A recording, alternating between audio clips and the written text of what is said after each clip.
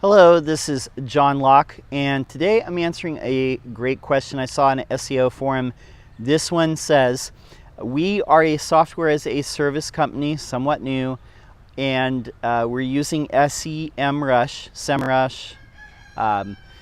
to track how many keywords we're ranking for, and it says that we have 600 keywords, but some of our competitors, they have 20,000 keywords that they rank for. Some of them have even more than that.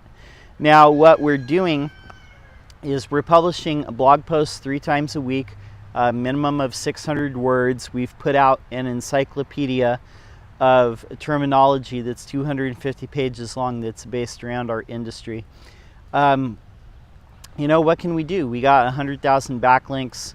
But we're only ranking in the top 10 for maybe about 20 keywords that we're aiming for. So there is a lot of great advice in this thread, and some of it, you know, I'm going to echo here today, but I want to add my own spin on this. So software as a service company would be something like Dropbox, or something like that. And this sounds like it's an in-house SEO position that this person has. So they're working on it, and they're using SEO multi-tool like Ahrefs or SEMRush. Moz could be another one. There's other ones out there, but basically they're tracking like where their keywords rank using this. And they're disappointed that their competition that has been around for a lot longer, what they said, is doing so much better. So I have a few thoughts on this. So some of the people in the thread said 100,000 backlinks should be able to rank stuff unless they're really low quality links. I think part of it too could be that this startup, this software as a service company, they might be newer. It sounds like they're newer. So they might not have the right types of links that some of their peers have, some of their other competitors have. Some of their competitors might be getting links or coverage from other startup type websites. So that might be something to look at in your link profile. If you have 100,000 links though, the number doesn't really matter as much as it does the types of sites that you're getting them from and the link diversity. You could have 100,000 links, but it could only be from a handful of sites. So that's something to look at as well. And I don't know how you're doing link building either, so I'm not really sure what to make of that number.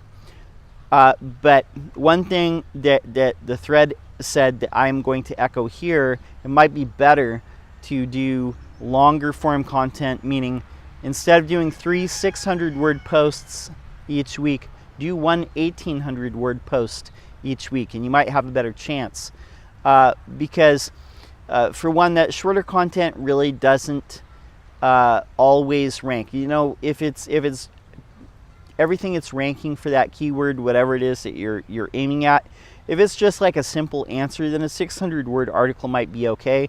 But for most things that and especially in the software as a service space, the types of articles that seem to get a lot of links, that seem to generate a lot of buzz and generate traffic and rank for a lot of keywords, they're usually longer form pieces. I would say even longer than 1,800 words. Over 2,500 words, I would say. A good example of this, you want a good example of how to do blog writing for a software as a service company, would be look at the Kinsta blog. And the team there, Brian Jackson, a friend of the show, Tom Z. These are people that are doing really great long form content on the software as a service space. So they do web hosting, by the way. Kinsta, they're a managed WordPress host. But that's a good example of the type of content that you need to be putting out in order to rank and in order to move the needle. One of the people in this thread mentioned it might be, well, I think it was the original poster, actually, the original person posting the question. They said that, their competitors have been around a lot longer. I think that is a factor in this. If the companies that you're going up against have been around for like 5-10 years or 15 years, even 20 years maybe, then they're going to rank because Google already knows that they have a track record.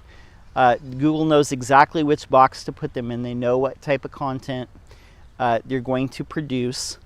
They know that it's reliable and it has a track record. This is something we talked about in another video, the EAT, the expertise, authority, and trustworthiness. And when your site, not necessarily like one author, but when your entire site as a whole has a track record of giving people the answers that they're looking for, meaning when people Google something, they come to a page on your site and they're satisfied with it. The user engagement metrics that Google measures, how far they scroll down the page, how long they're spending on the site, on the page, linger time, all that sort of thing, dwell time. They're probably things that Google does look at. There's probably other things too. But a 600-word article is not necessarily going to get it done. I don't want to focus entirely on that, but I would really look at more ranking specific things like longer tail keywords, and you're going to rank for some of the shorter tail keywords. So the longer the search phrase, you're probably going to rank for some of the shorter phrases as well. Now there is a person in there that kind of gave the opposite advice, where they say if you rank for a very competitive short tail keyword, then you're going to rank for the longer tail. And I think that it kind of works in reverse. If you're able to rank for a long tail keyword, then you're going to rank for some of the shorter ones, I think, by default. I don't think that the opposite is necessarily true. Those are just some things. I wouldn't obsess too much over like the numbers of keywords that SEMRush or Ahrefs or any of these other tools show you when you're comparing how many keywords like your competitors rank for against yours. One metric that you might look at though is looking at the value of that keyword traffic if you were going to pay for it in pay-per-click or AdWords. That is a metric that you might look at because that kind of determines whether you're ranking for the right keywords. If you're ranking for the money keywords, that's something to look at. Look at the actual value of your traffic.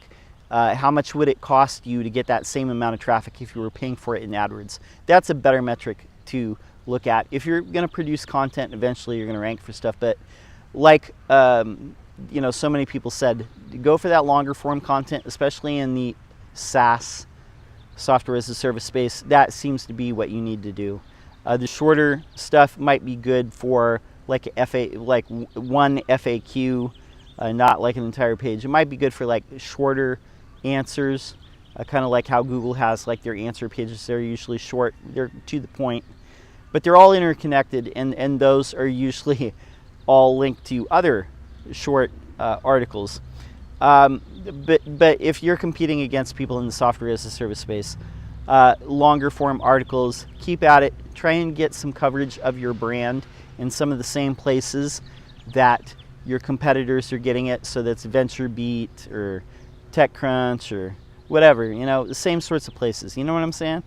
I hope that helps. My name's John Locke. My business is Lockdown Design and SEO. We're here publishing every single day. Normally SEO for the industrial and manufacturing space, but we like to answer questions all around for SEO. So if you have a question, leave it in the comments below. I'd be happy to answer. That's all I have for now. Until next time, peace.